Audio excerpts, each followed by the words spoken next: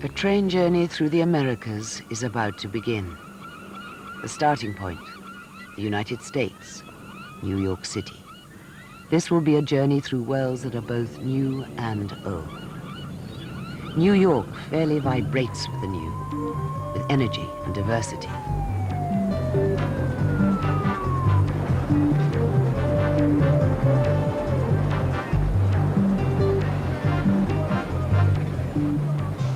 As for something old, this is the city's venerable Grand Central Station, once the departure point for cross-country journeys. Starlets and politicians race through here to catch the train to California. Today, the cross-country trip begins from a different terminal. Pennsylvania Station. It's newer and less grand than Grand Central, but it too brims with the anticipation shared by travelers everywhere.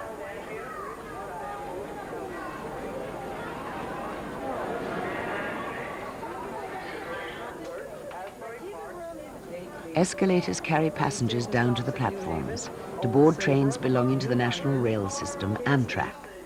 The network stretches from coast to coast, a distance of nearly 5,000 kilometers.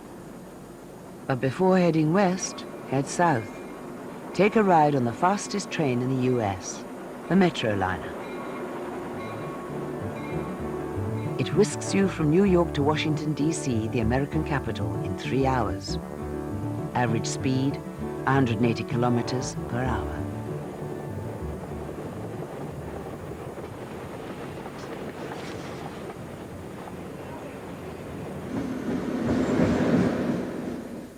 Washington's Union Station is another elegant old terminal, from the days when train travel was as much about how you traveled as where you were heading.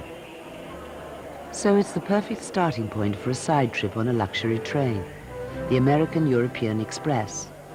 Modeled on the famous Venice Simplon Orient Express, this rail line provides a rarefied experience along several different routes for just 56 passengers at a time.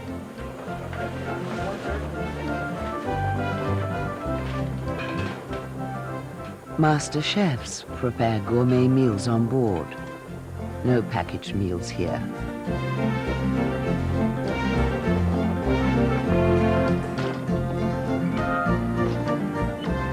The service is impeccable, amid fine silver, porcelain, and crystal. There are even French waiters. Our next course now. Tuna, it's a tuna, yes? On the line, tuna. Served with a beurre blanc sauce and capers. Under the hair pasta, carrots, and green beans. Thank you very much. Thank you. Bon appetit. I was taking a long Vintage luxury and vintage wines. After dinner, there's music in the bar car until late into the night.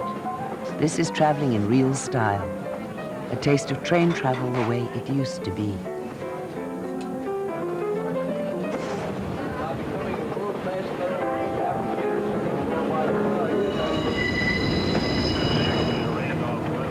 Back on board, a more typical and considerably less expensive American train for the first leg west from Washington to Chicago. Chicago is America's main rail hub. Starting in the 1850s, great fortunes were made here as trains shifted freight to and from the East Coast. With skyrocketing profits came skyscrapers. Since 1885, Chicago's architects have been exploring the limits of iron and steel, stone and glass.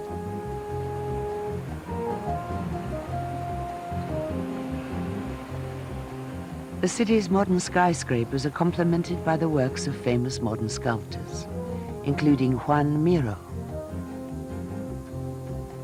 Pablo Picasso, Alexander Calder. The Chicago Temple building is topped with the highest church in the world, just that bit closer to heaven.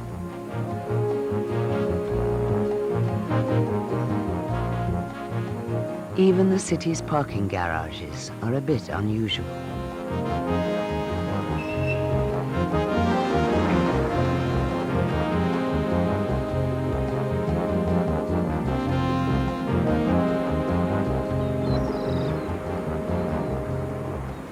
The variety makes for a fabulous skyline at the very edge of one of America's 5 Great Lakes, Lake Michigan. Trains to California leave from Chicago's own Union Station. From here, there's still a vast distance to cross. It would take 5 days to drive a car all the way across the United States. By train, it takes more than 3.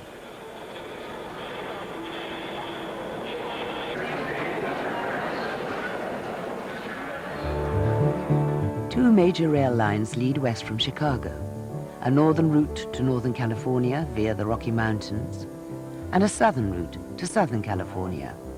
A hard choice, so why not sample some of each? First, the northern route, aboard an Amtrak Superliner, with double-decker carriages.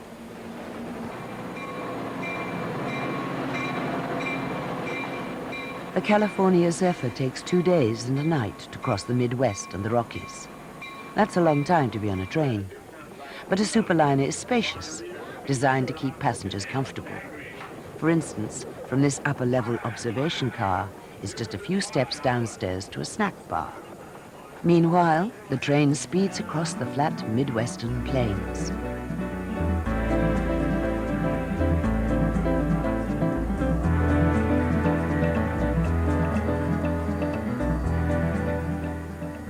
Several hours later, the rail line begins to climb up into the Rocky Mountains, following rivers as they cut through the foothills.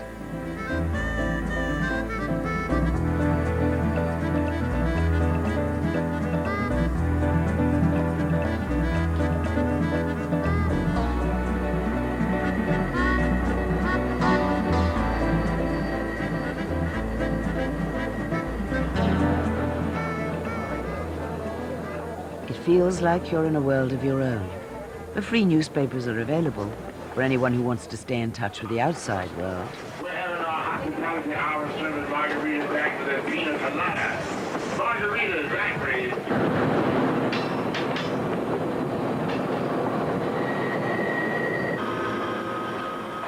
The food is excellent, and there's plenty of it.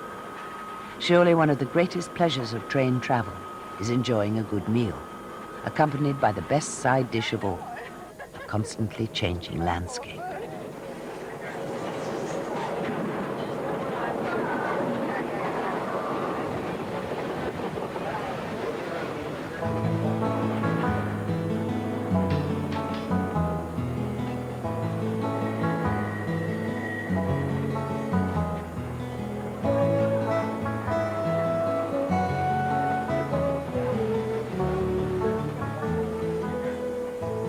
When darkness falls, onboard movie screenings help pass the time.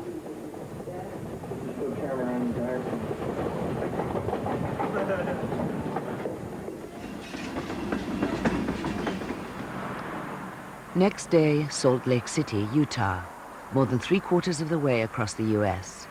Most of this state's residents are members of the Church of Jesus Christ of Latter-day Saints, often called the Mormon religion.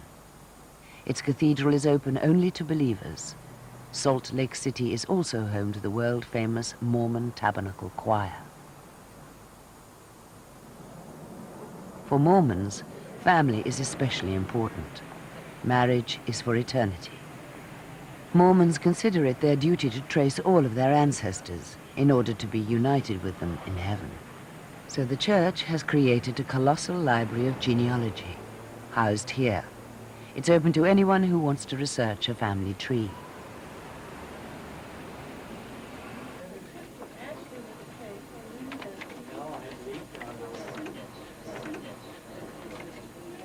The library already has over 2 billion names on file, and each month, 5,000 new reels of microfilm are added to the records.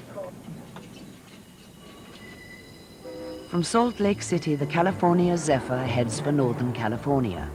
Meanwhile, on the more southerly route, the Southwest Chief heads for Southern California. En route, a city unlike any other in America or on Earth. It's just a short side trip off the main line, but it's like another world. Never mind what the big sign says. This isn't California, not yet. This is Las Vegas, Nevada, probably the world capital of gambling. Thanks so much. We had a great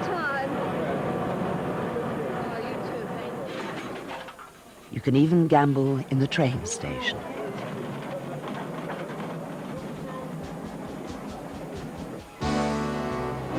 Then you can take your chances in the casino of a theme hotel. A Roman temple, perhaps. A Mississippi riverboat. A medieval fantasy castle. Or how about a mirage? A man-made oasis in the middle of a desert. Las Vegas is the only city in the world that has more than 100,000 hotel rooms.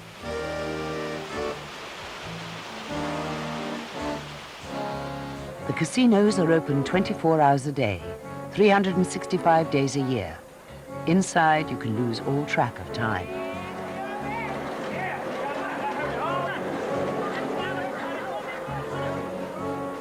Cocktails are available at 7 p.m. and 7 a.m. So what time is it? Does anybody care?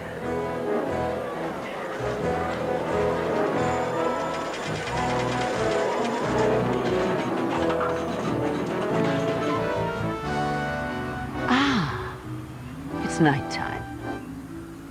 The world-famous display of neon lights is known as Glitter Gulch. Every year, the Vegas Strip uses enough electricity to power 100,000 private homes.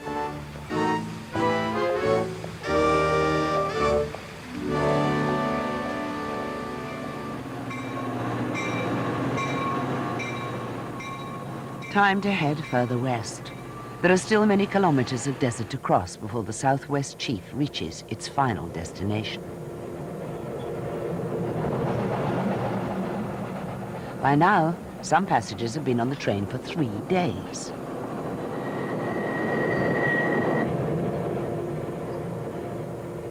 Fortunately, the snack bar is still well stocked.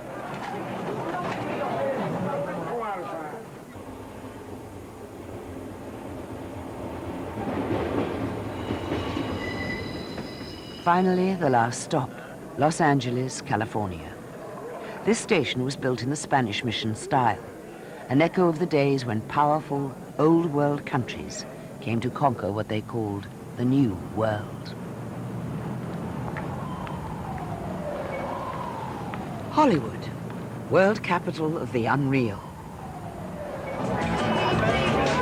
Especially the Universal Studios tour. This game of Let's Pretend has swept the world. Here you can enjoy California sunshine in what looks very much like Europe.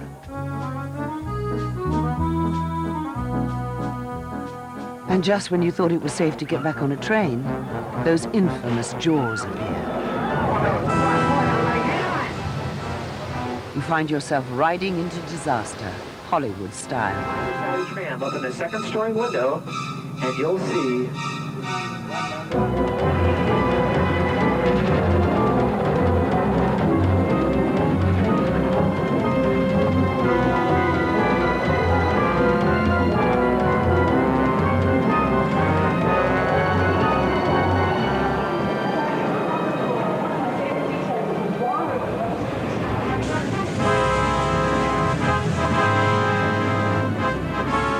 It's an earthquake.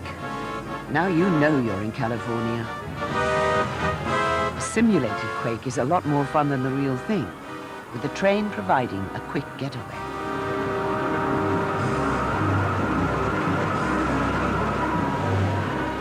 As it leaves, a transformation begins to take place. Nearly 200,000 liters of water disappear in 45 seconds. It all has to happen fast, because there's always another train coming down the track. In fact, the next one will be along in just 5 minutes.